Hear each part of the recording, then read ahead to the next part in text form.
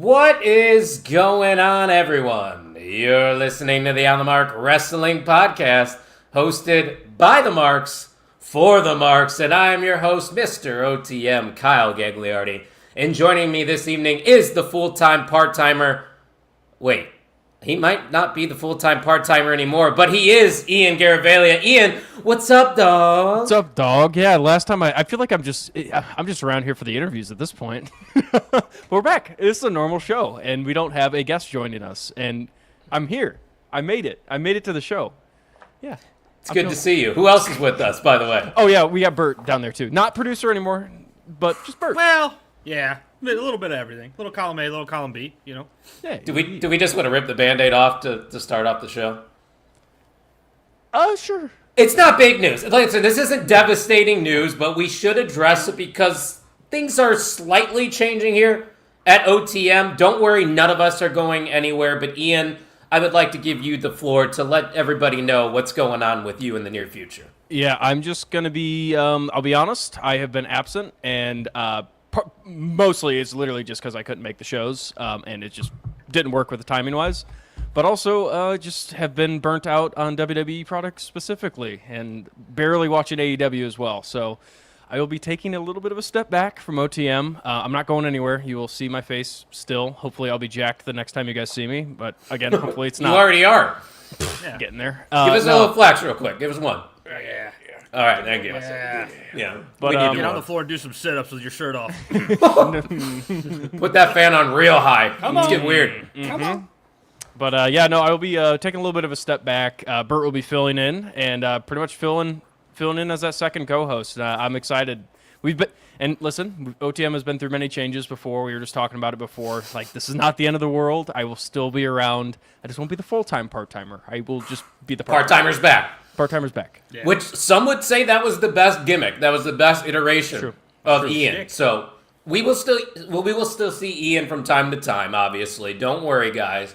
But you're definitely going to be seeing more of this guy below me. So, Brett, if they don't really know, me and you have been doing this literally since 2011. Since the year I got into professional wrestling, we would hop on camera. We would talk to the YouTube channel, WWE at Home 219. I know you remember that. Yeah. And we would talk about wrestling. And here we are as adults. You have 2 kids. And now it is official. You are my co-host for a pro wrestling podcast. What a time. Yeah, I mean, you know, if podcasts were a thing back then, you know, I think that's something that obviously we probably would have gone in for and tried to with continue Aaron to do. But no, I mean, it feels right. You know, it feels like something that you know, we've enjoyed. I mean, we've enjoyed doing it for a decade, well over a decade at this point. So it's like we might as well just keep it rolling.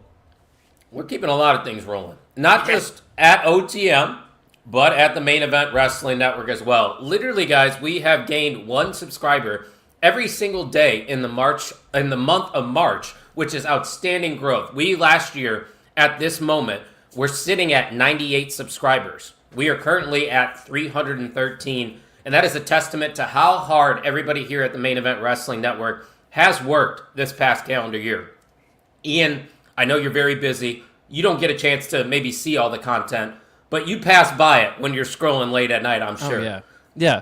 How have you felt? Because this is something that me and you founded at the very beginning. It's great. We've said the story many times, but the whole idea behind the network was just getting a lot of like-minded people and content creators just together, basically putting them in the same room and saying, go at it, make each other better, and just create a network and enjoy it while you're doing it as well. So it's cool seeing this family that's joining up together, and we're seeing little packs that are forming. Not like it's frats. Not gang war. Yeah, no gang wars. Like everybody's getting along together. Everybody's specializing in their own area and expertise. It's really cool, and I'm loving the Dusty Finish. I've been listening to every single one of those. It's a very fun show as well. So if you watch all companies, definitely check out Dusty Finish every Sunday. That is probably the most successful show. It doesn't happen as often, but every single episode has done over triple digits. Like the concept similar to Around the Horn. If you're a sports fan, you know what that show was like. But I do want to point out a comment. Que pasa, hermanos? Hot Sauce Bill Moss. I haven't seen that name in our chat in a long time, Bert. That's a good sight to see right there. It's been a while. I had to adjust my eyes a little bit. I saw it come in, and I was like, give me a minute. Maybe I'm seeing things. I could be hallucinating. I did just smoke a cigar, so I was like, maybe no. He's here. He's live and in the flesh, and you love to see it. Wow. But he said he called you Brett Bogus instead. I don't even know who Brett with one T is. So yeah. If anything, there's definitely another T on there. And to answer your question, Bill, we don't know. Coaching man. From what I understand, is he's doing turf. You can take that what you will. Talking turf, and too. he talks turf. Yeah, there you go. That Tucker talks turf. That's where Tucky's at, guys. Don't worry. Like we mentioned a little bit earlier, he's part of the 3 rotating co-hosts that we now have here at OTM. It's a different format going forward, but it's pretty simple, Eric. Me and Brett played middle school basketball together, and then the rest is history, right? Well, to be fair, it started off when I moved towns, or I moved with my dad, and our baseball coach, the high school baseball coach, called and said, hey, you should come try out for this baseball team. And it was the travel team that Kyle was on. That's right. So that's really where we all started to kind of become familiar with each other. And then, we went to the same middle school together. And it's in its first year. I was the first basket in that school's history, by the way. Yep. That is a fun fact. I did hold the most points at one point in time. I doubt that is still there, but because it's been a long time since we've been in that school. But then, Kyle and I've just stayed close, stayed friends. We lived close to each other. So, and then, we more towards the later half of our friendship became more into wrestling, or I brought Kyle kind of into the world of wrestling. I was going to say, honestly, explain your because you were away from wrestling for a long time. This is going to turn into an interview, by the way. No, I kind of like. Hey, we can go long tonight. I don't have anything I need to do. Yeah, no, I want to hear your journey with pro wrestling, because you were not a part of the podcasting, let alone wrestling fan base for a little bit there. This is a good question because he's now an official co-host. So this is like our intro to getting to know Bert. Yeah. I mean, what I was doing before this, ultimately, really what got me started into like wanting to kind of be in this kind of realm is when I started Twitch streaming in 2020. So obviously COVID shut down, everybody staying at home, working. And it got to the point where it was like I had people that I played video games with, and I'm loud, I'm obnoxious when I play video games. And people were like, dude, if you were a Twitch streamer, like, oh, you remind me of Tim the Tap Man, the way you yell and all this other stuff. And I was like, you know what, I'll try my hand in it. And I can be entertaining, but it burns out after a while. You start to see the hours, and you're working regular 8 hours, and you're at your job, and then you're streaming for 4 hours a night every night after that. So it's like you're working 12 hours a day, and then just sleeping for 6, and then the other half I don't even know, because math is math. But how'd you become a wrestling fan? I think was the real question. No, I know. That's where I was rolling back to the wrestling. Wrestling started for me because my dad. God, one of the first shows I went to was a Raw at Allstate before WrestleMania, and it was Batista and The Undertaker versus Shawn Michaels and probably Triple H around that time. No, it wasn't. It wasn't Triple H. It was because it was the Jericho? two. I can't remember who it was, but it was the two. Oh, it might have been Cena, because it was the two it was like Batista was the champion, Undertaker was the challenger, so they were tag teamed, and then like I think Cena was obviously the champion, and then HBK was fighting. Whatever the case might have been, it might not have been John. It could have been Triple H. I don't know, but nonetheless, my dad took me to a Raw, and I mean, it was just awesome seeing Batista's theme, him doing the automatic weapon on the ramp with the pyros, and then we used to go to one of my dad's friends' house to watch pay-per-views. So he would get wings, pizza, and we'd kind of go there and just watch wrestling. And that was before I started, understanding what it even was. And that was like right when Cena was becoming who he was. Like it was and that timing was kind of when I got introduced to it as well. When Cena started to take the ball, Ian, I knew Brett was a wrestling fan. I just never really asked about it until one day I walked in on Ryan, my brother, watching Monday Night Raw, and I saw John Cena because I had heard John Cena's name being brought up by Brett in the past because he used to do the "You Can't See Me" when we would play freshman baseball. I had it on so my he was doing this, emoting on the baseball field before I even knew what wrestling was. But then I saw Ryan watching, and I'm like, well, one of my good friends watches wrestling. My brother watches it. I might as well get into it. And then ever since, here we are. I got him hooked like crack, and some would consider it a problem. It's a major problem right now. But no, he went the John Cena route. I was a big CM Punk fan. I obviously still am. And like it's funny because a lot of my time in wrestling and watching wrestling coincides with Punk's tenure in WWE. So it's like he left, I left. I was like, I'm out. I don't want to be part of it. Like I'm kind of over. And you weren't the only one. There was a lot of people similar to you that when Punk was gone, they said that was it. WWE that was the current off. state too of WWE back then. Was like CM Punk was the last like kind of fighting chance as to not being super PG. Sticking it to the system as well because the state of WWE besides CM Punk was really bad. But I also played very bad. I also played SmackDown versus Raw a ton. That helps. Back when that was, I think SmackDown vs. Raw 2008 was one of my favorite ones. Yeah, Bill's memories. He said he played WWF Warzone on N64, but it really started in 2005 with HBK cutting the famous Montreal promo in the middle of the Hogan feud. I got hooked with DX versus the McMahons.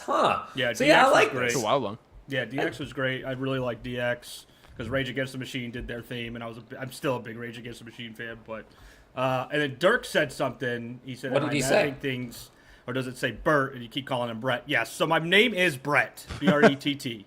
Don't listen to him. But when I was Twitch streaming, a lot of people, chatters, called me Bert, and then I've kind of just run with it with some of my other shticks. And So let me circle back because I asked you, why did you come to OTM? What's the story? Me. Yeah, I mean, obviously Kyle's my good friend. I feel like that was self-explanatory. Explaining that Kyle and I had such a great friendship. That's fair. I mean, I wasn't reached out to and sign a contract to come and work here. It was it's kind of pushed in front of them. And here's my thing: it's like I've always kind of supported friends' side hustles, dreams, things that they want to do or become big at. So it was like just kind of a natural thing to follow Kyle's stuff and comment on it. If I especially if I watched a show. When you guys first started, it was like, okay, maybe I watched Raw this week, or maybe I caught the end of it or saw a clip of something. And I was like, I'm curious to see what Kyle thought of it or what you guys were talking about. So that's what kind of drew me back in and started to pull me back into wrestling. Then obviously, Punk coming back was ultimately the shove that I needed. Did you hear that? OTM saves wrestling fandoms. Look at that. Put it on a T-shirt. And there's the thing, Brett. If you show up every day, the results won't have a choice. And that's my thing with this. If you love something so much, eventually those results are going to happen. Yep. I have confidence in this show. I have confidence in our network. And I have nothing but love for every single person that actually tunes in on a consistent basis. So while you're here, the best way to support the show is by visiting the OnTheMarkWrestlingPodcast.com. I just re-upped on merch, guys, because we all are in the gym. Our bodies are changing. We're getting fit once again. Time to size down. Get yourself a muscle tank. Ian, I know you like showing off the guns. Go to the OnTheMarkWrestlingPodcast.com because we have great merch, don't we? We do, and I need to get a tank top, which I need to tell you to get one extra. Tanks. I can get you for face value. Don't tell anybody else. Brett, you need a tank? I know you're working out. I gave up my tank days a long time ago. Your dad time mode. ago. Dad school. Yeah. I'm dad school now. I don't unless I'm mowing the lawn. But even with that, the New Balances. It's like my old Michigan cutoff that I still have. That I used to play basketball in. I've got all my old deep raggedy cut ones. Yeah, the deep cut on it. Yeah, and guess why I had them like that? Because of Shawn Michaels. He had his shirts like that. So it all comes back full circle. Look at the great brown hope. He's out here. Yeah, we love GBH. Thanks for stopping by, my friend. Of course we have hoodies. We have the best hoodies. Some would say, it's not just me saying, the Bleacher Report says it. Hoodie Allen's saying it, actually. Oh, that's a big endorsement. I need to get physical, bro. I sit on a forklift all damn day. Wait, you're not a mailman anymore? Is this what you... Oh, breaking news. Hot Sauce Bill Moss isn't delivering mail? Oh, the last time he was on, he had a different job. Holy shit, Bill. We really have missed a lot. Yeah. Do you want to just tell the story? It's been 3 months, I feel like, since we've even seen or heard from Bill Moss. It's true. It has been, yeah. Oh, he still works for the post office. So he's doing double duty. Okay. Fair enough. I don't love that. Thank you, GBH. Thank you. Because he needs to get some main event merch, too. Yeah. But what was the other thing? Ian, I had a question for you. Oh, yeah, there was another comment there from Bill. He wanted to know your origin story. But you've told it before, but give us a short version of it real quick. So our good friend Jim Tucker brought me into wiffle ball one day because he was my baseball head coach, and I joined that league, and that's where I met Gags. And I did not know Brett for a long time. Brett was late in the story, but Yeah. Mr. OTM, Kyle over there, started a podcast with Jim Tucker. You might have heard of it. It's called On the Mark Wrestling Podcast. It was actually in Kyle's. It flopped back and forth. It was in mine, yeah, mainly, yeah. Yeah, but they started the podcast, and I think I was episode 8. You guys had me on for an interview because I was on the same wiffle ball team as you. And just from being around Tuck, he got me into watching wrestling. And then ever since, I kind of just never stopped watching wrestling. And until now. What really got me into... I'm sorry. Never stopping until today. Yeah, that's the point. Until he started going back to the gym and becoming, jacked, better than everybody else. So. Yeah, and we're also waiting on your 24-hour stream. Yeah, that's I don't know how we're gonna do that one now. That's never gonna happen. Actually, he said 24 out stream. So yeah, that's true. How? He's out here. How? Yeah. Wait, what year did you start? Was it 23 with us? Full time. Post Marini. It was before Marini. Oh, pre-Marini. So I was in that rotation for a little while there, and then it went Marini only, and then Marini said see ya, and then I said, oh, hey guys, I'm here. This has become a nostalgia episode, so let's just go back. It was Tuck and I, and then it became me, Tuck, and Erica. Mm-hmm. And then it was the rotation with us 4 involved. Mm-hmm. And then Erica left. And then it was us 3. And then Tuck got super busy, and it really just became me and you. And then as of 2025, we brought in Brett. So we've evolved, people. We're not going anywhere. 284 episodes? Why would we leave now, Brett? Why would we leave now? You can't. You can't stop now because you never know how close to the goal you actually are. Right? Oh, we're close. You could just stop digging, and you could have just been one more shovel full and hit gold. So yeah, you just gotta keep pushing, man. You gotta keep pushing, and again, if you don't make it big, you don't make it big. It is what it is. But we're doing what we enjoy doing. We love doing it. We love having the people here with us to chat. And nobody else does that, by the way. I gotta call people out. Nobody incorporates the chat quite like we do. When we say it's for the marks, by the marks, we are literally living the gimmick every single night. We're just the ones with the microphones. That's it. Well, Bill Moss, you are, Grandpa. Let's be real. Brett, you've been watching for 20 plus years, though. Wrestling. I was gonna say, I hate to break it to you. You're 18 now. God, that is. And you're a father. You have biologically, you are very close as well. Yeah. No. Well, you know what I say when you have a kid, it adds 2 years to your age. So you're technically, what, No, 36? I'm not 30. Yeah. No. Yeah, you're 36. That's how it works. No, it's not. Okay, fine. Maybe it's not how it works. It's not. Hold on, we skipped Eric. Eric came in and also said where he came in. He came in during the Attitude Era, The Ministry. during the corporate McMahons, and he grew out, came back, and 2021 he came back. Okay, so that was when AEW was hot.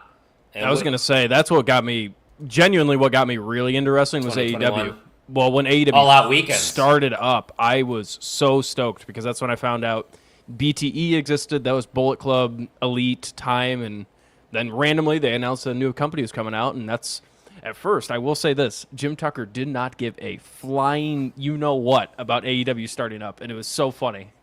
You're right. And I think a to lot be of people did. I think a lot of people just kind of were like, all right, we'll see how long people this hate lasts. change. I don't even think that. I think McMahon monopolized it for so long that it was just like, okay, sure, bring another wrestling company. We'll see if who's gonna? Yeah. We'll see if it's really gonna overtake or become what it is. And again, when you had such a divide with fans, with wrestlers leaving on bad terms, i.e. CM Punk, and WWE had always had that, but they didn't really have that. Competition, obviously, aside from WCW, but like they didn't really have that for a long time after WWE bought WCW, so it was just a long list of wrestlers just leaving and This getting is pissed wrestling, off yeah. and going to New Japan or going to Ring of Honor or like just stopping in general. So it's like it's hard to sit there as someone who was a casual, like especially during that time, to sit there and be like, why should I care about this company if I'm not even into WWE? And I know there were a lot of fans on the other side of it who are diehard WWE fans. Like, why would I go watch another company? And there's still people like that. It's interesting because like I think back as to why I actually TNA enjoy was the good. wrestling that I enjoy, and since I kind of almost in a way grew up with AEW, at least my wrestling did. fandom did. Like my brain was always so attached to like I need some really good wrestling. Story, yes, if it's a good story, cool, but I want to be able to watch every single match, and be like, holy shit. And I think that's what's kind of like shaped my fandom of wrestling, and it makes sense with a lot of different viewpoints. And we can answer this question, Ian, because we were there. Yeah. Remember All Out 2021? Yeah, when we were in attendance for that, one of the greatest pay-per-views I've ever attended in my life. And we will talk about AEW to wrap up this show. But we're on the road to WrestleMania 42, boys. We're headed back to Vegas. Once again, Ian, I know you're not as tapped in as you once were with the WWE, but you did tell me you caught up with Monday Night Raw, and I know you see some things from time to time. So just chime in wherever you see fit. But I actually want to go back to last week first because we're starting off on an interesting note here. I don't dislike R-Truth. I don't dislike Damian Priest. And yes, I can acknowledge the fact that they do have history with the Judgment Day stuff that they did a couple years ago. That still doesn't mean I have to like it. Because, Brett, I don't know about you. With all these tag teams that the WWE has, established tag teams on the main roster that can get these opportunities like the Fraxiums, the Motor City Machine Guns, DIY when you had them. I can go on and on. Yeah. You throw it on a thrown-together tag team that has history from like 2 years ago? Yeah. I don't care. I'm sorry. I just don't. So this my thought process and my view of it is they're trying to bring the public eye to those titles because really even the Raw tag team titles at this point it's kind of like I almost forgot who had them because Jey Uso and them are involved in Roman shit. The Usos, and I was like, and I had to think about it like even before the last Raw I was like, fuck, who is the tag team?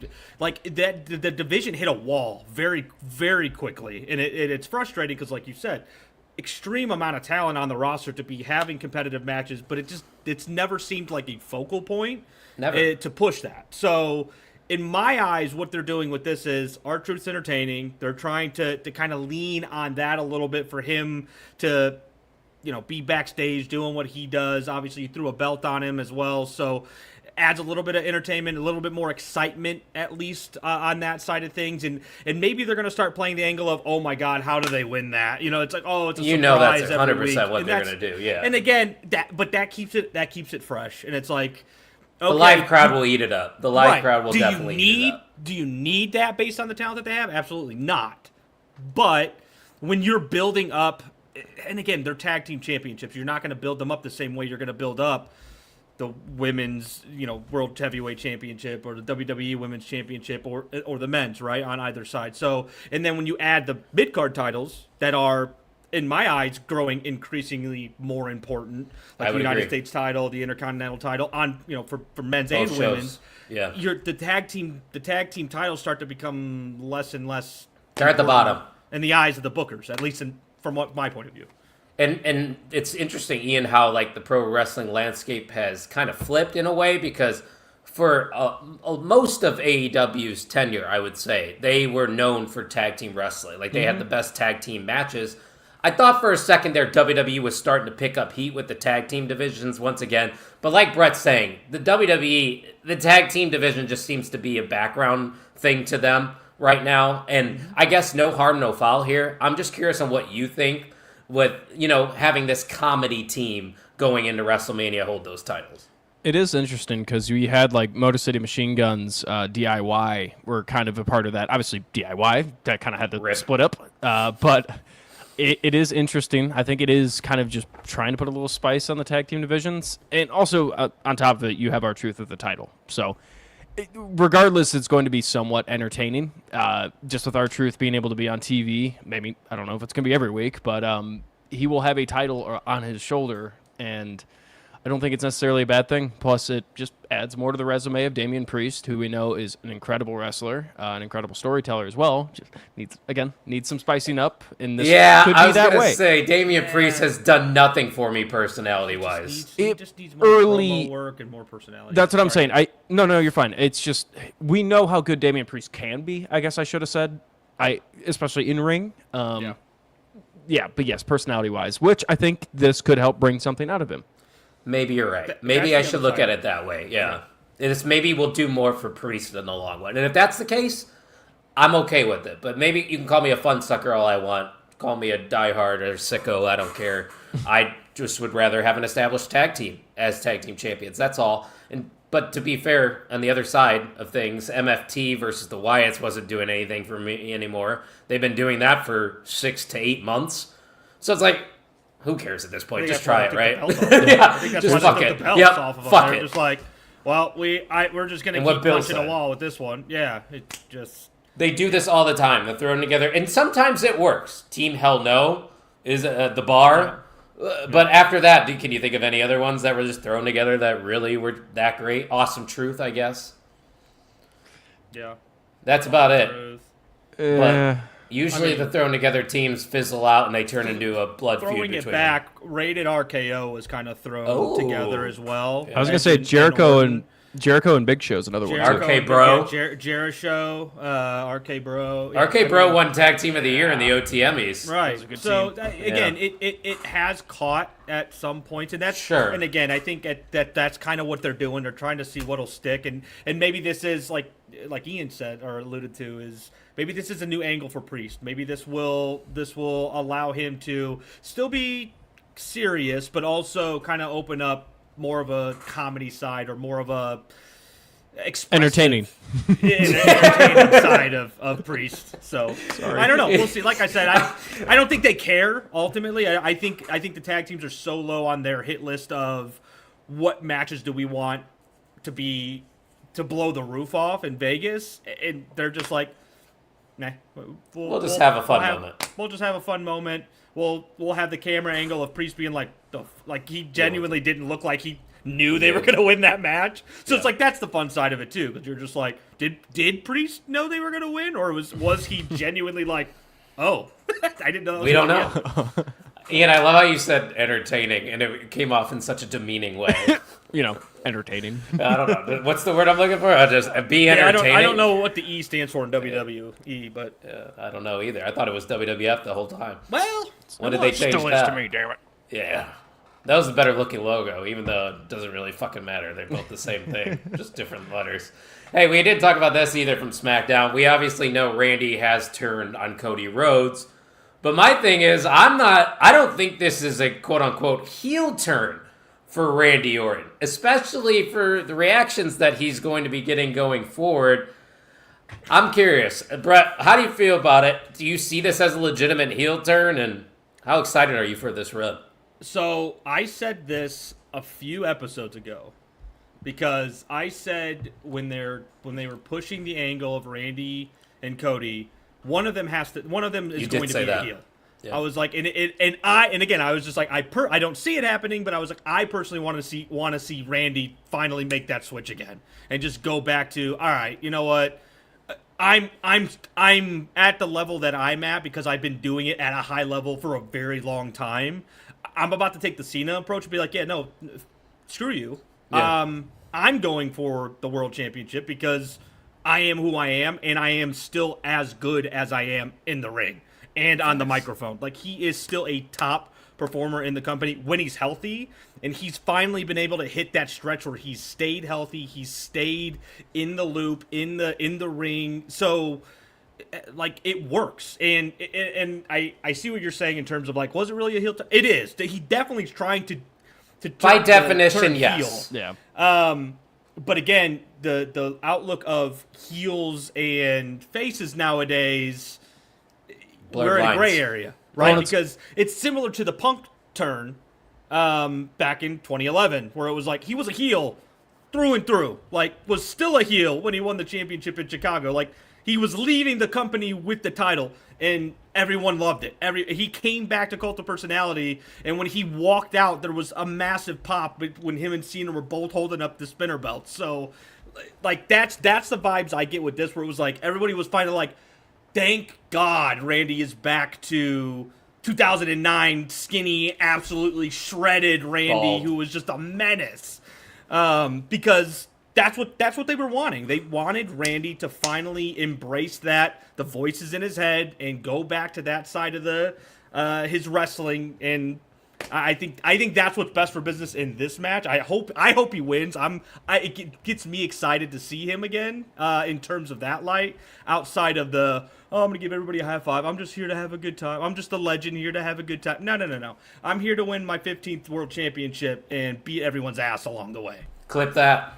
Ian, thoughts? I think it's just a reflectance on the fickle fans and their viewpoint of Cody. I think it's partially, like you said, like, this is what everyone wants with Randy. And this is him at his prime. This character is the Randy Orton we all, grew up knowing and loving. The Legend Killer is that bald-headed bastard, was some of the craziest things you would see, especially at the time in WWE. And we could be getting something similar to that. And on the other's hand, it's the way I see this feud going is Cody winning because at the end of the day, you're trying to push your now into the stratosphere. And if Cody wins this feud, it would do just that. But again, that's not what the crowd wants. The only way I would be okay with Cody winning is if he turns heel in the process. He just embraces some dark side. Because I feel like if we don't get to that point soon, the crowd is already naturally turning on Cody Rhodes. It already has. Yeah, already has. In my opinion. I mean, They're not as vocal in the live crowds, but it's starting to get louder online, and you're starting to hear less of reaction in person for sure. But we have a couple more weeks. They have time to really crank this thing up a little bit because I really don't think they've scratched the surface. That was a good start with Randy and how he attacked Cody, but it was kind of tame last week. So they're going to get to something hotter, I'm sure. They're not watching AAA, Bill. I'm watching AAA, yes, to answer your question. I already answered. Muy pequeño. Un poco. Do you think a 6-team women TLC match would be cool? He says Irresistible Forces, Bayley and Lyra, Charlotte and Alexa, Judgment Day, Kabuki Warriors, and a team from NXT. It would be cool. I don't know. I don't know if the women would be the right choice. Yeah, it's too much for them and a lot of things to orchestrate and timing. It's on busy. That big of a stage, that's a lot. It's busy, especially if you're trying to use the moment at WrestleMania to push certain characters and or certain teams. When you throw teams like that in, especially with already kind of built-in like personalities, built-in potential feuds and things like that, you're just kind of it's similar to War Games this past War Games. War Games. It's like War Games. You're just throwing a bunch of shit together, and it was just like, what? Get him on the wow. card. I mean, that's what they do all the time. But, I mean, there will be some kind of multi-person match, probably. For sure. Yeah. Also, that match would be wild because there's so many thrown together tag teams that are of just single stars. I would Top stars, yeah. Yeah. In tag teams in that match. It would be fun. Oh, yeah, it's okay that you forgot about the Bellas. Everybody forgot about it because We no can one take them fucking out. cares about the Bellas. Oh my God, get them off my TV, please. And they haven't been, so I've been happy about it. There you go. You got a little Robotronic on my end. I'm glad we didn't lose you there for a second. I thought I was going to lose myself here. I thought We're the losing connection was you. going to shit. Yeah. We're losing you. Oh, are we? You're the one glitching. Yeah. You're glitchly Forget about Arda the back Bellas. over there. Am I good now? You're good. Yeah, you're fine. Okay. Fine. All right, you want to talk about Monday Night Raw? Sure. Yeah, I'm back. Talking, Don't I worry. love talking about things that are raw. Let's do it. You know what? I'm not going to say what I was about to say. But I will say that I was very excited a couple weeks ago when they showed us that Oba Femi was going to be the one to answer the challenge of Brock Lesnar at WrestleMania. And he won up Brock Lesnar in the first confrontation that they had. And then the second time, he comes out there this week on Monday Night Raw. Brock tries to F5 Oba Femi. No, you're not doing that to the ruler. The ruler escapes the F5, throws Brock Lesnar out of the ring, and now for 2 straight weeks, Brock Lesnar has looked not like a beast, but like a regular human being because the ruler is coming for Brock Lesnar. So, Ian, I'm going to go to you first on this one because this is definitely something I think that's caught your eye as well. You know how great Oba Femi is and what he has accomplished in NXT. How do you feel about the way that they've gone about building towards Oba versus Brock Lesnar this year? I'm going to say this. This has been absolutely perfect the way they are building this. And this has been the one storyline that I'm like, oh, shit. This is good. This is some good stuff because I think there's a saying that when Brock doesn't necessarily want to keep working, but when he finds something he could sink his teeth into and find somebody that could be the next, Brock Lesnar, he will go full in and really sell himself into it. And what Brock is doing right now has been an incredible help, like genuinely for Oba. Oba should be thanking him and buying him steak dinners because the selling that Brock did, especially this past Monday, was really good. And you don't get that a lot out of Brock. You usually get the giggly, haha, this is fun. Like, very stern face. It looked like you're looking at Brock back in the UFC when he was pissed that he just, got his face wrung or something. It's what Paul Heyman is doing as well on top of it and selling it.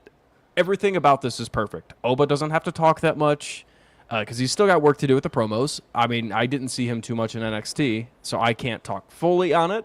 On his abilities to cut a promo, but if this is all they have to do, it's going perfectly. And they made it very, very clear on commentary that the first time Oba got Brock and hit him from the back and got advantage of him that way. Pause. Yeah. I tried to word it, and I got you, way bitch. too. Hit him from the back. and you still said Yeah, I took a pause just to okay. Oh, Lord have mercy. But With now that. Oba's hitting him from the front. Wow. That's a good way to put an exclamation point on that. Wow. First off, Bill, I don't know what dirt sheets you're reading. I haven't seen anything or any reports that Brock wouldn't put over Oba, because similar to what Ian was saying, when Brock Lesnar is fully invested into a feud like he is now, I think he's willing to do good business. And the right business, in our opinion, I think I speak for all of us, would be for Oba Femi to defeat Brock Lesnar. And Eric, you are 100% correct. I said that on Kayfabe Coffee on Tuesday. Brock eventually is going to get his lick back on Oba Femi, probably next week at some point. And I would agree with you, Bill. Oba's promos are pretty good. They're not great. They're good. They're standard for who he is. But Brett, I know you're not an NXT guy, but I know you love Oba Femi. So how do you feel about the way that they've gone about this build? I do love me some Oba Femi. I think it's been great to start. It's bad of me to think this way and to even speak this into existence. But Bill's comment kind of refreshed it in my brain. And all I could keep thinking of was the way Brock was selling. I was like, man, He's doing a great job, like, showing Oba's power. Are they going to fucking go to WrestleMania and Brock just WrestlePaloozas the fuck out of Oba and just start slamming him and suplexing him and doing all this shit to be like, yeah, you surprised me those couple times that you got me and got the best of me. I'm still the Beast Incarnate and I'm still fucking Brock Lesnar.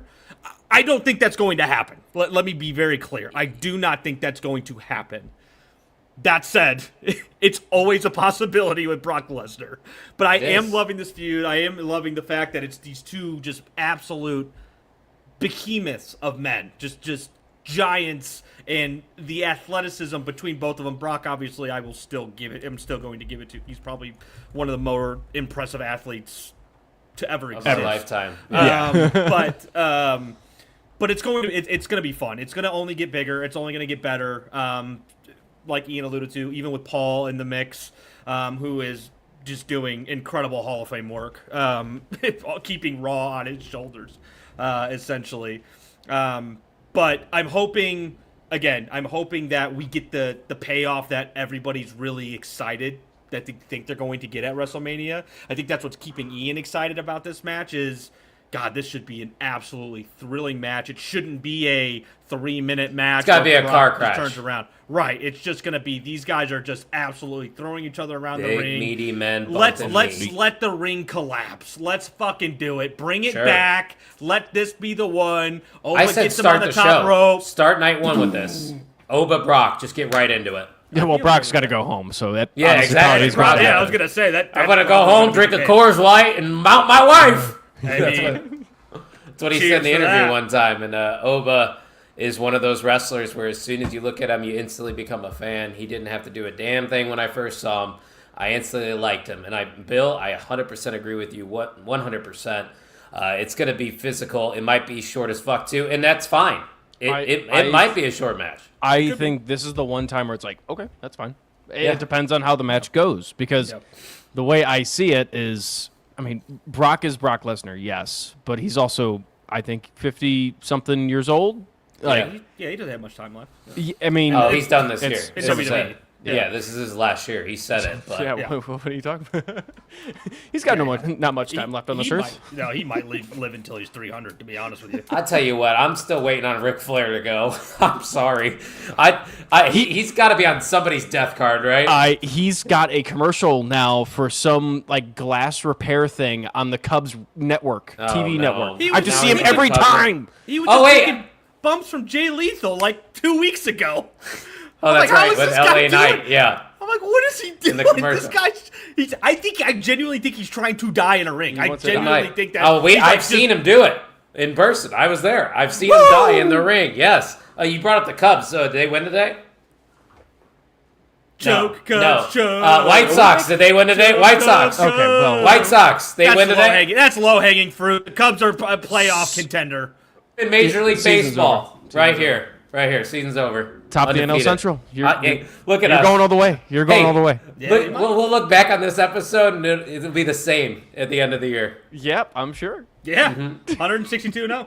Honestly, that was good stuff too, Eric. We really weren't going to talk about it, but they might actually hate each other. It's a good segment. That was good shit. I saw. Wait, this is the year for what? Not gonna lie to Kyle. This is the year for what? What were we talking about? Nobody knows. Lesnar dying? Oh, Ric Flair. No, Ric Flair. No, yeah, that's what it was. I'm glad we finally collectively came together there. Yeah, all one of our brain cells. Yeah, who cares about the cheating Astros, Eric? Yeah, nobody cares. Yeah. Boo. Where's the sound guy? Where's the producer at? We need another producer now. Come on. No, GBH actually offered. Like, he legitimately said, I will start taking Thursdays off. All right, yeah. Get him out of here. End that shit. Turn it off. It hurt my ears. It was loud. You know it was loud? Twitter after this match was announced, because some people liked it. Some people didn't like it, because once again, we're getting Becky Lynch versus AJ Lee for the Women's Intercontinental title. I will say this before I pass it over to you, Ian, get your thoughts on this matchup. I did say this on Kayfabe Coffee on Tuesday. I get it. It's a marquee match. Like, it's probably the biggest match you could have on paper for the mid-card title.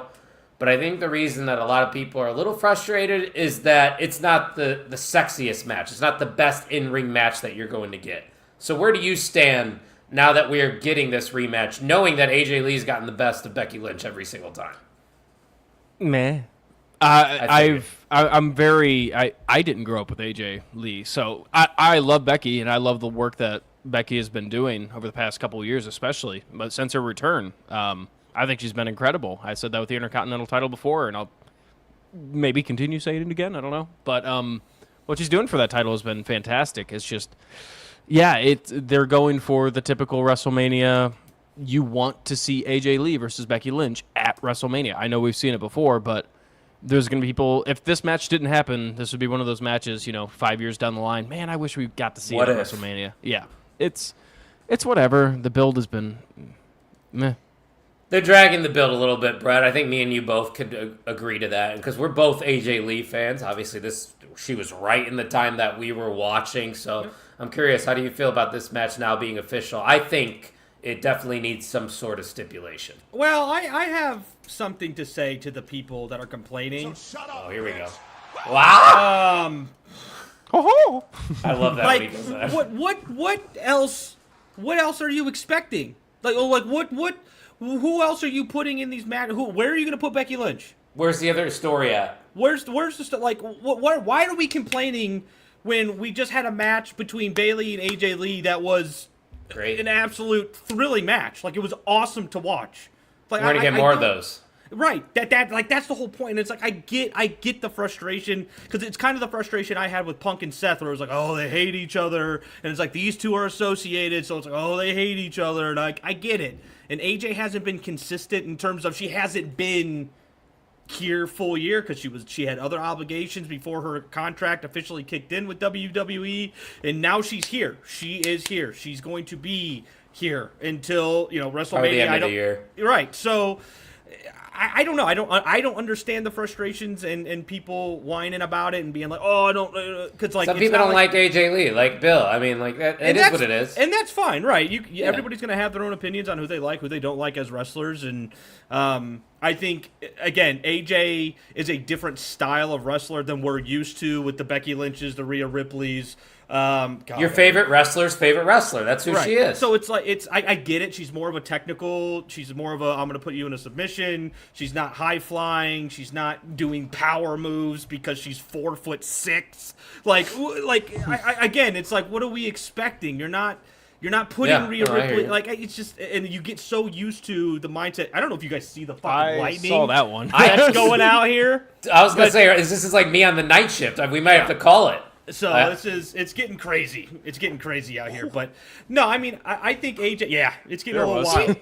But I think AJ she's pushing. She's going to be pushing some of the younger talent. She's going to be pushing, and her and Becky, this is their payoff. This is their payoff in terms of, like, it's getting crazy over here. This is their payoff. This is what WrestleMania is. It's going to get you're going to get your payoff, and it's going to be done. They'll be over. AJ's winning. Right, and then they'll just move on. Becky will spiral into whatever she's going to spiral into, which potentially it will be back into the main event scene in terms of maybe a women's title scene. Who knows? But she also might just want to take a break and be done for a while. So who knows? But again, I'm intrigued because I think the first time around was a very good match. I can only imagine with AJ being back full time and being in the ring with Becky more and more as they grow chemistry together. I just had lightning. I think it's going to be a crazy show. You just lagged so you might lose power. Yeah, what the fuck? I just saw lightning. This is weird. I just want to shout out how crazy of a man Bill Moss is. I just saw his tweet that he's drinking coffee right now while watching. Shout out He's to you. He's probably got the night shift. Oh, if you got the night shift, that's fair. Oh, that's why I got it, because look, I'm under a severe thunder. We're all going through it here at OTM, so let's go quick just in case somebody loses power, because that actually is a possibility. It is. Losing power. The big one. Power. We're ending here in the WWE, because this is going to be the main event of Night 2, probably. CM Punk versus Roman Reigns. It's getting a little heated. It's getting a little interesting between these two. Roman's clapped back to CM Punk by calling CM Punk old. I've heard that one before. Could have been a lot better, Roman. I'm just saying. I wasn't really thrilled with that, but What they did on Monday Night Raw, Brett, I thought was very interesting. Having Jey Uso essentially call the shots for Roman Reigns to go after him after. It's a nice little wrinkle. It makes things a little bit more interesting for that match, I think, at WrestleMania. I don't feel good about CM Punk's chances now. Can I just propose that I go first, because I know Bert's going to be very much. He's got a lot of Punk things. side. Yeah. Yeah, my mind just goes. You know? This I just talk. this was another feud that I'm like, okay, we're finally getting somewhere. Like you said, the whole entire thing that made Roman's story so good was it wasn't just his story; it was everybody's story in the family. And now we're getting so many, mixing pieces in there, and now we have a new addition of CM Punk into that whole Bloodline story. This is what people fell in love with the whole entire Bloodline story. The Bloodline, the OG Bloodline. You're right. This new Jey Uso character that's been evolving in front of our eyes without a lot of people noticing is finally coming to fruition. Even the new confidence of Jimmy. Everything's coming back into play. It's almost like they are trying to think they did it right in the first place, because it was off in no man's land for a while. But it's all starting to come back full circle into this big story, and now Roman just literally is an animal. God mode. Yeah, and he doesn't need to talk. If this is the way they're going, Roman won't have to talk, and Jey could be that talking piece, which, interesting. Very interesting. I like it. Go, Bert. Are we going to be acknowledging Jey Uso going forward, Brett? Bert, sorry. That's a good question. This is what confuses me. Though. One, hated the comeback. When he came out and basically said a lot of nothing, it really reminded me of the Cena Roman Reigns promo all those years ago, where Cena came back and buried him. It was like, it's called a promo, guy. If you want to be the big guy in the company, you got to learn how to do it. And like, you could tell, like, Roman, he didn't seem comfortable, and it was like, you could tell Punk had him just. Well, did you see the report that they might have pulled the Larry comment that was originally supposed to be the thing? I did see that, but like, again, in my eyes, Punk would have known. Like, that's fair game. Like, it is what it. Like, you said his dad, yeah, dad, right. dog, so, like, no in my eyes, disrespect. I don't believe that. Like, I think Roman would have. He has said far worse things like that. So than talking about someone's dog. Suffering succotash, like that hits the soul. All right, yeah. Let's take a deep breath here, guys. But what confused me the most about this Monday was, Jey. I don't care about Roman Reigns. Blah blah blah blah blah. And then Roman Reigns' music said, Jimmy, get control of Jey. And then now all of a sudden Jay's calling shots. Roman's like, oh, okay, yeah, actually I'm going to listen to. I'm all for Roman Reigns showing his power. That needed to absolutely happen to show that he is still who he is as one of the best performers this company has seen. That absolutely needed to happen. So I'm okay with that. But what I'm not okay with is the weird flip-flop. Like, don't have Roman come out acting like he's this. And again, I get the whole bloodline angle. And like, get control of Jey, take him to the back. And then Jey all of a sudden's barking orders, and Roman's just like, oh, you called me Joe? All right, let me go beat his ass. Grab it, Joe. Because you called me Joe. Like, just let Roman go beat his ass. Like, or say, like, have Jimmy do it. Like, say, hey, I'll take care of him. You fucking take care of him. Whatever the case might be. I get that they're still trying to push Jey. I get it. Or the heel turn. I mean, that's inevitable, right? Yeah. Like, that's gonna happen. Maybe he cost CM Punk the match at Mania. Well, see, and again, it's like, my theory is, like, is he gonna cost Punk the match, or is he gonna cost Roman by accident, and then that I into hope a whole... not. I hope. Yeah. I hope. Oh, I don't want it either. Keep the bloodline together. They're agree. in a really good spot right now where they're in the same mission, but just different dynamics and different mentalities, and it's completely different than the past bloodline that we've seen. That's what makes this intriguing to me, because there's a lot of a lot of moving pieces, but same goal in mind. And that too, Jimmy's going to be taking some time off soon, so it really is going to be about Jey and Roman going forward. And they're gonna lose the belts this Monday, right? The Vision's going to beat him, right? Yeah, they have to. So what the tangent too? To go into the Jey spiraling angle, right? Like him losing a title for now. Sure. Yeah. And then he's probably going to cost Punk. I know we don't want it to happen, but he's probably going to cost Punk. Oh, you're not going to have Roman lose WrestleMania main events 3 years in a row. You're just not. Yeah, you're right. I hate how the Usos being in the main event picture basically means the tag titles are an afterthought. And that's what we were talking about earlier. The tag titles, way at the bottom of the totem pole in the WWE. But one last thing with WWE, and we are going to hit on the road to AEW Dynasty because we are a couple weeks away from that, and AEW is absolutely cooking right now. What's going on with Seth Rollins?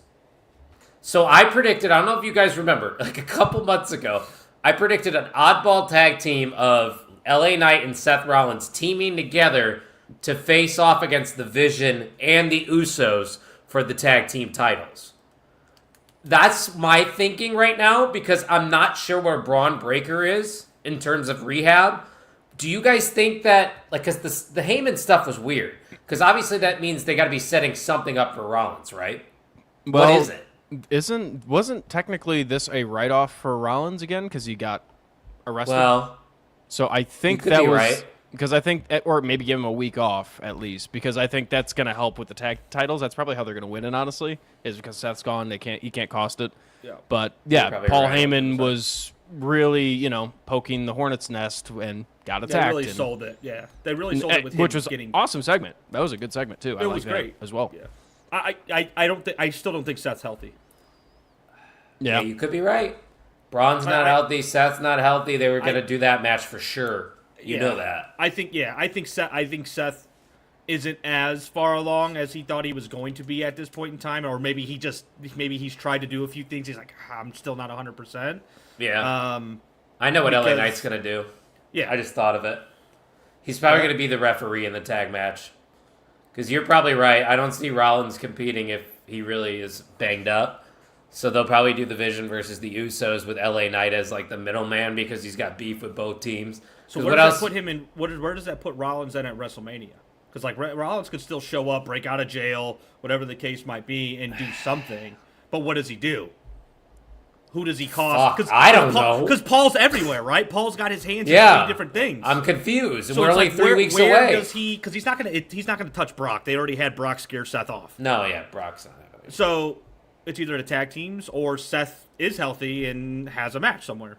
Braun. So Braun's back at the Performance Center. I don't know. Maybe. That doesn't necessarily mean he was cleared. He might just be back in there, like working out and getting part of his rehab. But Ian, how long your do we have? thoughts? Oh, Well, sorry. I was just gonna ask, how long do we have till Mania? 3 weeks? oh, No, okay. it's the... Close. it's 3 the weeks. six- 4 weeks is a month. So Yeah, so close 3 or Mania 4 was. weeks. Holy shit. Yeah, no, it's very close. It's like we need to know what's going on. Yeah. But Ian, I know your answer to this question. He goes, "What do we think of Nickelback being the theme song?" What would Sam Beale say to that? Hell yeah, I love Nickelback. I did not even see that. I have no idea what song it was. I don't know what song it is either. Fine. Yeah, go look It's it probably a up new for song. us. And if it's a new song, then should have done an old song. Eric, I don't know if I agree, man. LA Knight has really fucked up from time to time in ring, and I think that's really why they haven't fully pulled the trigger with him. He slips up from time to time, and he botches. Yeah. more than Jay, and that's it's a new single, Ian. something. More than Jay. Oh, Bones for the Crows. Yeah, it's a good song. Oh, you like it? yeah, song, the new but it is a good single. song. It is actually a really Oh good song. yeah, the Bing Bong Brothers. Okay. Oh, nothing. I'm never gonna win this. What? You want to get Hey, copyright buddy, strike, brother? I know the DMC. I know the DMC It's less than rules. 3 seconds, right? Or 4 seconds, isn't it? It's got to be more than 5, bitch. That was only 3. We're good, baby. Suck my ass. No, he was good. Ian got so scared. He thought I'm we not were getting gonna DMCA'd. I know how to work around it. Yeah, we're gonna be fine. I'm not worried about it. Ian, you want to talk AEW? Yeah. Let's talk AEW because other than the last couple Dynamites, I've been iffy on the last couple Dynamites. To be honest with you, Revolution was a fantastic show, and now we're 2 weeks away from Dynasty. And Brett, if you want to leave, you can. You can hang around. I'm if you going want. to. My Yeah, wife okay. needs to shower before Okay. she puts the baby to bed. AEW is not my wheelhouse, ladies and gentlemen. It's not. I will watch it. Rotating co-host. I will watch it from time to time. I am not consistently watching it like the great Ian here. So I will let you guys take it away. You guys are obviously in more than capable hands. I love you guys. Enjoy Me the rest too. of your evening. Stay safe. Ian, Yeah. Follow the tornado rules. Get under your bed if there's a tornado, or under your desk, because that's what we did in school, and apparently that was going to save our lives. He's right. Thanks for stopping by. I'll leave you guys with that. Love Thank you for saving my life. Bye. Love you, bye. Let's talk AEW, boys. I talked a little bit about it this morning, Ian, so I'll kind of lay out for you and really get your thoughts. But first, we haven't got the chance to even discuss Revolution. How did you feel about that pay-per-view as a whole? So I was a little bit different. I thought that card was pretty good, but it wasn't like anything that blew me away. The tag match. FTR and the Bucks was pretty incredible. Well, it's FTR and the Bucks. I like when I think back on the entire card, I'm going up and down. I'm like, I'm trying to remember all the really good matches out of it, because usually with an AEW card, you could be like, oh yeah, that match is good. That match is good. Pretty good.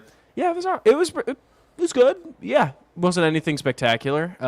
Obviously, Hangman and MJF was not what I was expecting whatsoever, and that was a really good surprise. You were expecting Hangman to win? Yeah, because Hangman can never go for that title again. Yeah, that's true. Oh, there's ways around it. They stuck to that rule with Cody really well. Yeah, but this is different. Hangman's going to be there forever, you know. Well, I don't know. That's the thing. I'm like, it's very intriguing to me. It's getting the wheel spinning for later down the line. But yeah, well, that's what's good with AEW right now. Yeah. You know, like there's so many names in the main event scene that are credible challengers. Like names that you wouldn't expect. Like they're really doing a good job with Mike Bailey, Kevin Knight, Brody King. Dude, these are guys that were in tag Bandito. teams. Yeah, Bandito. Like how deep is that main event scene right now? Well, and also too, it's like with Brodito, for example, Bandito and Brody King, like you could see them as single stars and as a tag team. Like it's kind of crazy to think about it like that, where it's not like, oh yeah, it's just singles guys in a tag match, but you could also think of it, oh, it's tag guys that are single stars. It's very impressive how they kind of booked it so far, and like you said, MJF has hinted at it with every single promo with how many people. So many people. Darby, Kyle Fletcher. Yeah. I mean, and then I was thinking about this yesterday when I was watching Dynamite. I love the Eliminator matches that they have for any of the titles, like the Continental title, Moxley's Continental title. Eliminator match, you could win the match. That just means you have a title shot now. So you could get away with cheating to win the match, and it's a big reaction. It's like, holy shit, he beat Moxley. But then again, you have to face Moxley for the title under title rules. So I do really, really enjoy those Eliminator matches. I remember when AEW first started, I didn't understand the concept whatsoever.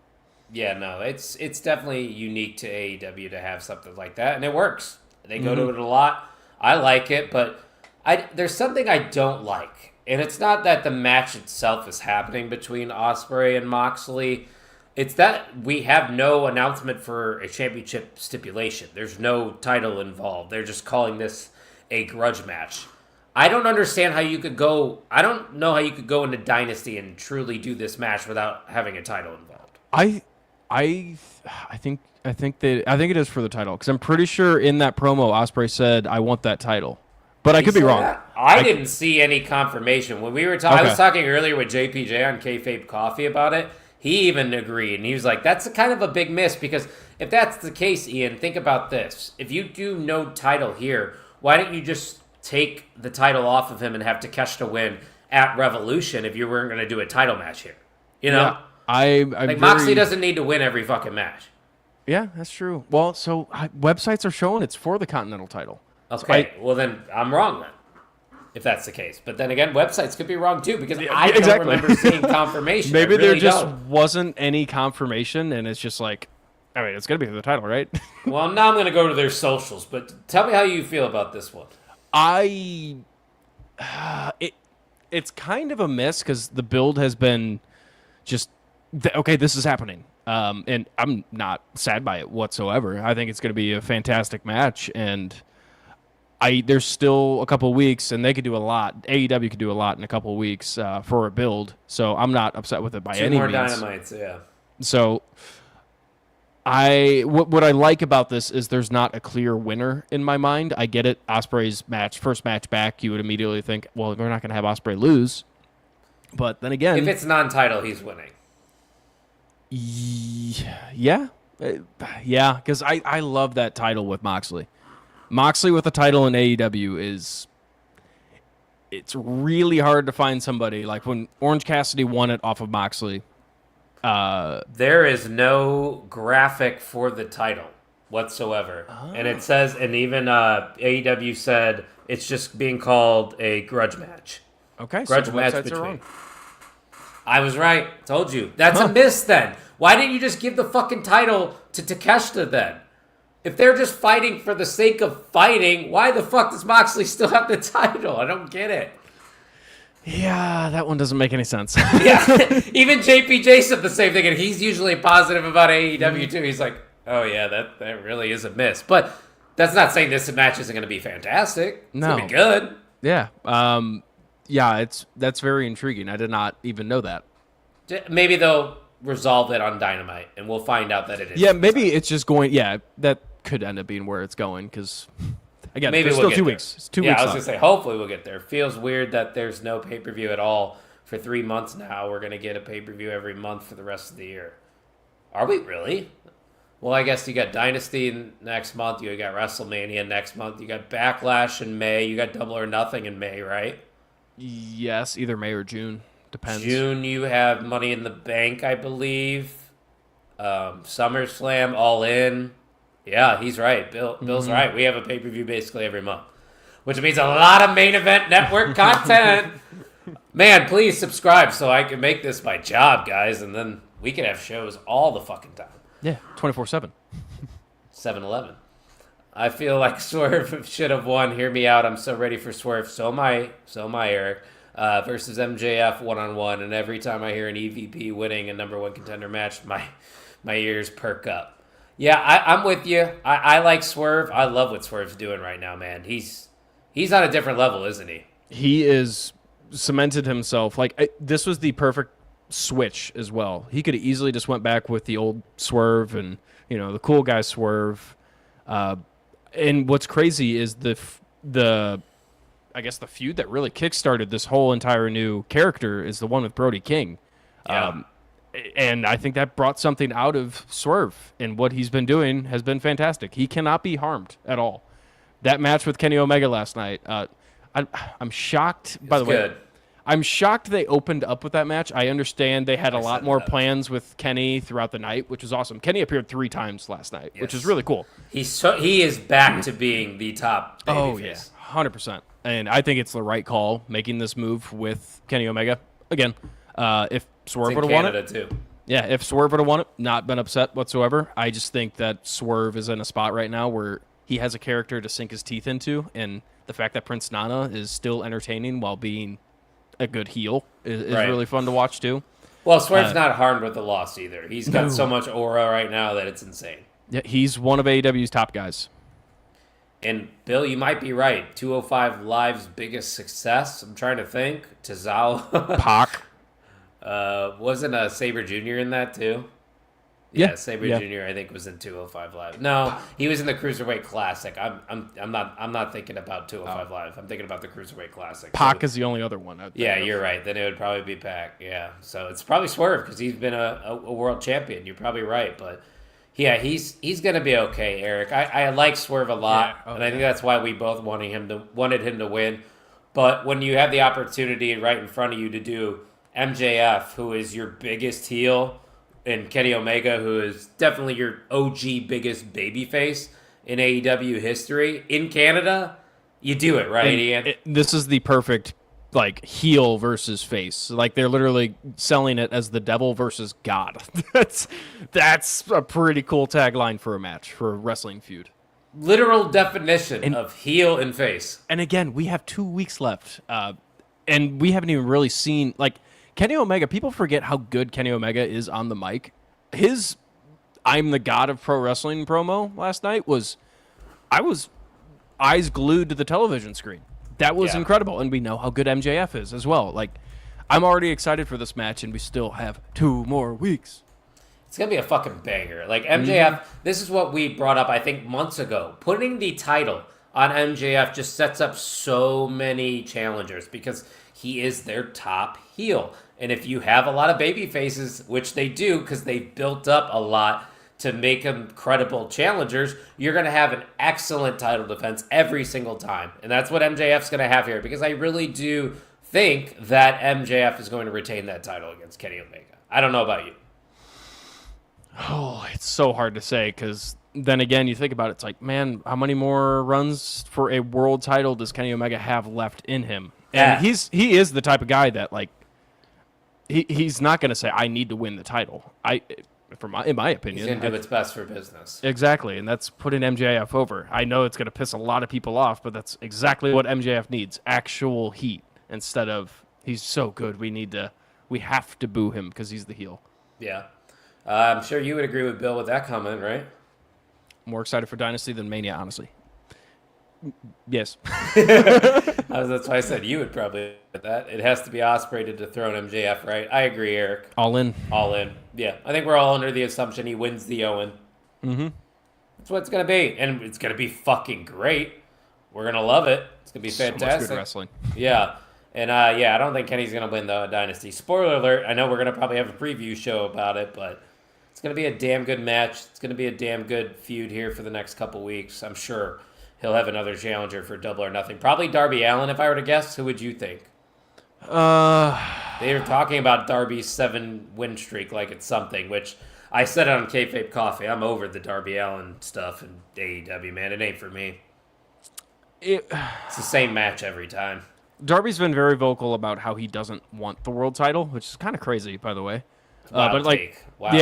I will say, Roosh versus Darby, I finished that this morning, and that was a really good match. I was very skeptical as to why we're putting Roosh in the main event, but the dude is really good. Still shouldn't have been the main event. You put the women's championship in the main event. That was a disservice to Tekla and to Mina Shirakawa, who actually had a good match. Awesome match as well. Yeah, agreed. Which Tekla, I'm still not convinced as like world title material, but she's good. She's growing on me. I think her character is devilish and heelish in a way that's definitely like is. It's almost a throwback to the old heels in a way.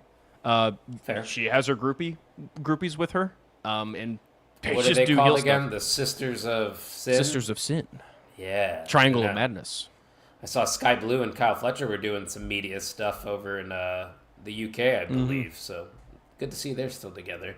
Tekla's promos are kind of awkward, though. I agree. It's her accent. Her I think it's Austrian. Her cadence. Yeah. Her cadence is weird, but we're gonna stay in the women's division here to close out the show.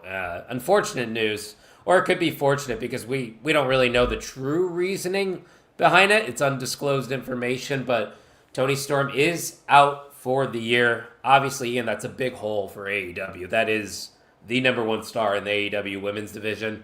Thankfully, though, I think AEW is in a good enough spot to where they built up enough talent, but there is one person, one name, let me see if you can guess, that I think should be put on TV Athena. in her absence. Yeah, okay. That's all you have to say. All right, go ahead. Yeah, share your thoughts. Well, so first off, I'll start with Toni Storm being out.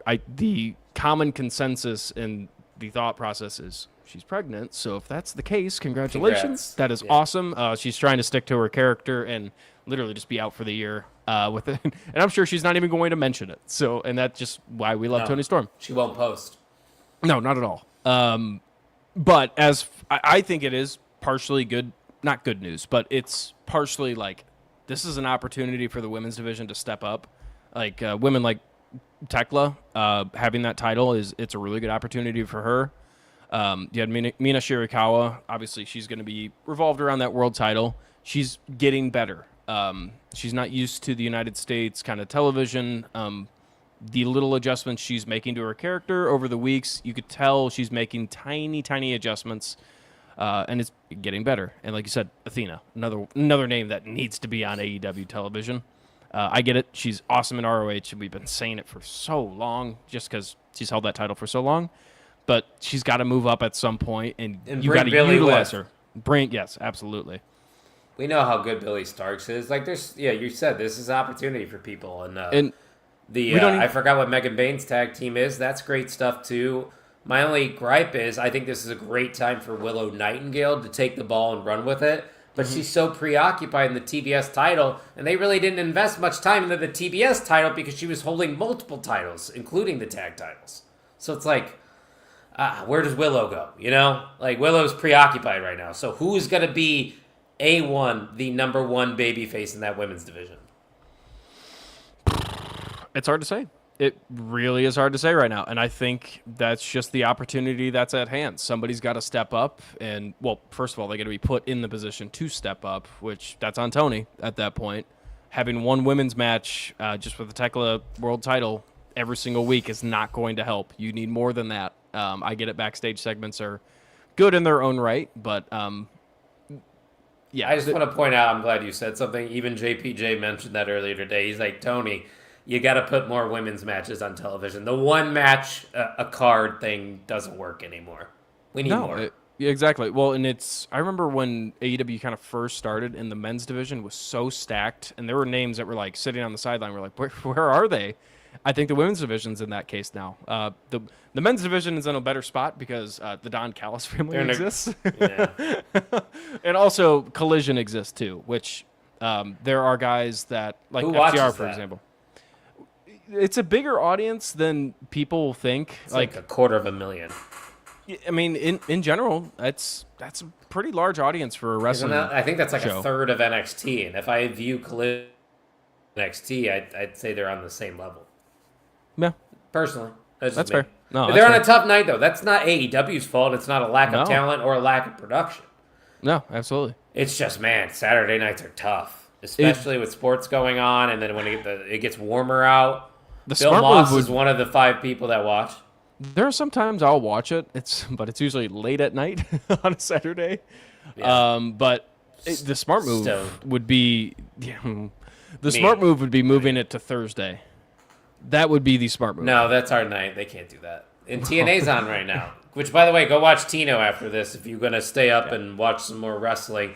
I'm literally watching March Madness right now on my phone. 2 great games going on. So I think it's about that time of the show, unless you got any final thoughts on the current landscape of AEW before we bring you back on. We'll bring you back on in a couple weeks for AEW Dynasty. Yeah, no, I'll say a couple words after we announce who the MVM was. But AEW, literally the only thing holding me to pro wrestling still, and I'm kind of barely holding on to watching that. So yeah, that's all I got. Life, it happens. I get it. You'll be back. You're always around. He's not a full-time part-timer, so that gimmick's gonna have to change. Yeah, it's gonna have to change on the screen. He is officially once again the part-timer. Like I said earlier, if you missed it. It's me, Mr. OTM, the official host of OTM, with my rotating co-host of Jim Tucker, Ian Garavaglia, and Brett Haskell. So that's how it's going to be going forward. A new iteration of OTM, but still the same OTM to our core. Let's get to it, Ian. The MVM title is on the line. It's that time of the episode. And we have not had this title on the line, obviously, for a couple weeks now because we had an interview with Trevor Outlaw 2 weeks ago. And no episode last week. So Eric Douglas essentially has been holding on to that MVM title for a couple weeks now. And it really came down to between Eric Douglas and Bill Moss, didn't it? The returning Bill Moss, yes. Yeah, do you want me to announce it? I do want you to announce it. So hype him up a little bit because it's pretty big. Well, like you said, this has been a very long retain. A retain that was kind of like challenged, I guess, but Eric Douglas still did retain for 3 weeks. 3 weeks straight. Didn't have a single break. He didn't flaunt once. And Bill Moss, a guy that has been gone for a very long time, kind of has followed my path of just show in whenever you feel like it, I guess. Yeah. But Bill Moss, a guy that drinks coffee at 9 p.m., decided to come in with a fight. And I'll tell you what, he won the fight because Bill Moss is your new MVM. Wow. Shucky, ducky, quack, quack. Ladies and gentlemen, we got ourselves a new MVM. You love to see it. It's always good to see Bill in the chat, ain't it? Absolutely, yeah. No, I hope to see Bill Moss probably not drink coffee at 9 p.m. for literally no reason. He literally said, oh, yeah, no, this is my off night anyway. So, yeah, he's going to stay up all night and probably play video games or watch some wrestling. Why not? That's actually and a very gracious former champion in Eric Douglas who is in a hot race right now for MVM of the year. Holy shit, this Purdue game is insane. They're up 1 with 1 minute to go, and then Nebraska and Iowa is tied with 5 minutes to go. Both these games absolutely insane. So send us home. Final thoughts on the status of AEW right now. Status of I'll just say the status of OTM. I just want to say, it's kind of a big moment for me. Let me have my emotional moment. I just want to say to everybody out there, thank you for kind of accepting me into the OTM atmosphere and the sphere that we have. The triangle at one point, and at one point it was a square because we had 4 people on the screen every single week. But now it was just 2 of us for a while, and now we have 3, and it's going to go back to 2.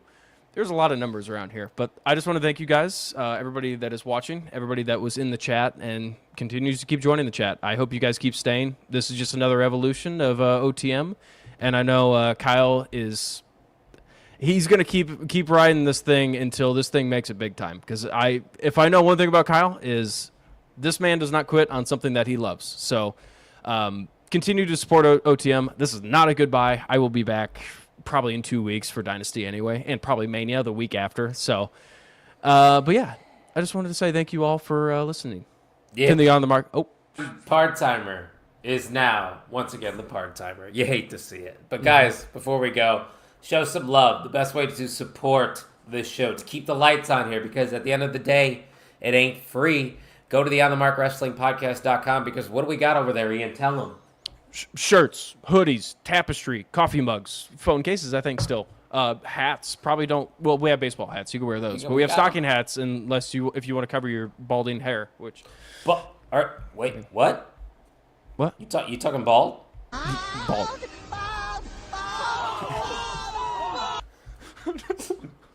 I forgot we had that one. I wanted to about use that it. too. I used it on myself. But guys, while you're here too, if you're watching on YouTube, which most of you probably are, it's crazy. We are at 537 subscribers right now. We're on the road to 600. We're getting close. So hit that subscribe button. Share this with a friend if you like what we're doing. We're still gonna be live. You worry about it. There'll just be different people with me, but I guarantee you, I will always be here. There might be the occasional week I take off, but we'll make it work. That's how we do it over here. So while you're here to keep up with everything OTM and the Main Event Wrestling Network, follow us on X, on IG.